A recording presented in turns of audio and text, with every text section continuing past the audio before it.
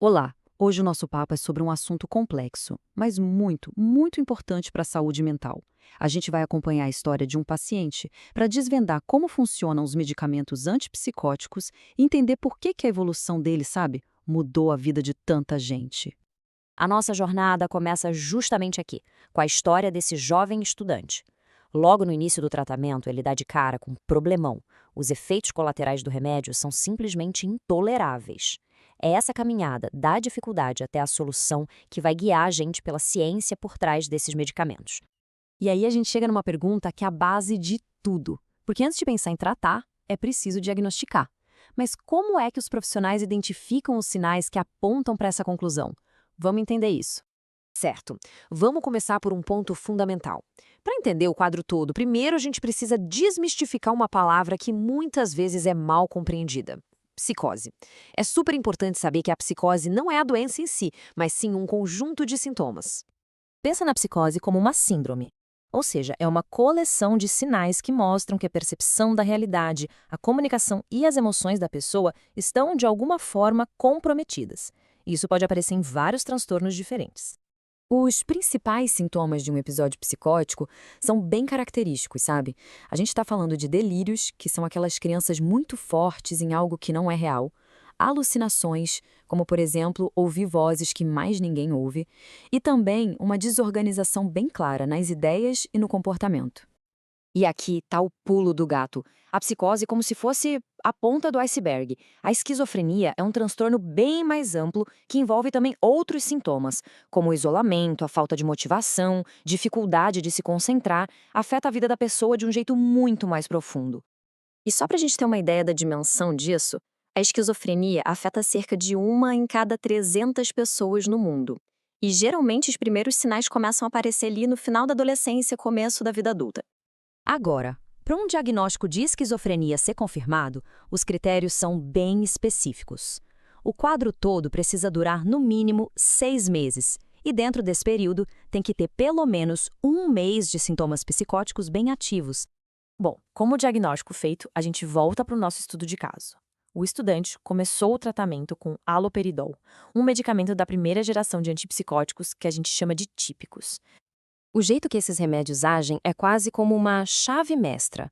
Eles vão lá e bloqueiam os receptores de dopamina no cérebro, o que ajuda a aliviar os chamados sintomas positivos, tipo as alucinações. Qual é o problema? Essa mesma chave acaba bloqueando a dopamina em outras áreas, incluindo as que controlam o movimento. E aí, surgem os efeitos colaterais.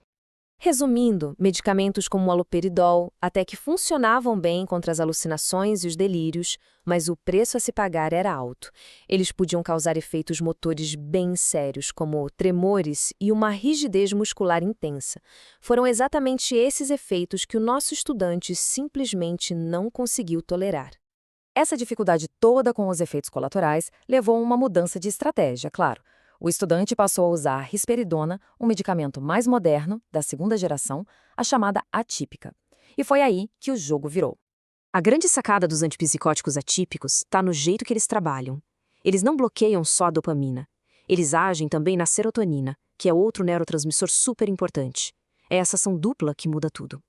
Esse mecanismo duplo é mais preciso, mais cirúrgico. Ele consegue controlar a psicose com risco muito, mas muito menor de causar aqueles problemas motores. E tem mais, eles também ajudam nos sintomas negativos, como o isolamento, a falta de iniciativa.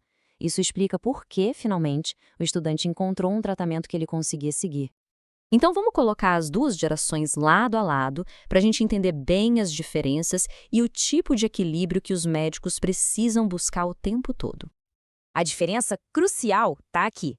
Os típicos usavam uma abordagem mais força bruta, bloqueando a dopamina para controlar os sintomas mais aparentes.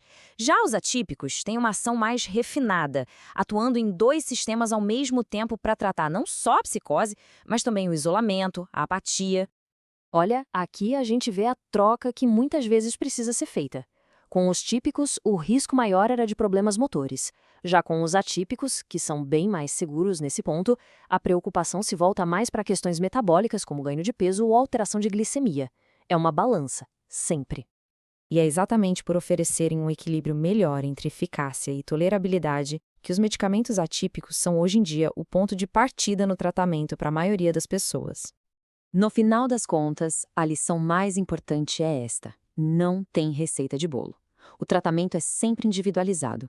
A escolha do medicamento certo é um processo cuidadoso, de pesar os benefícios e os riscos para cada pessoa, buscando sempre a melhor qualidade de vida possível.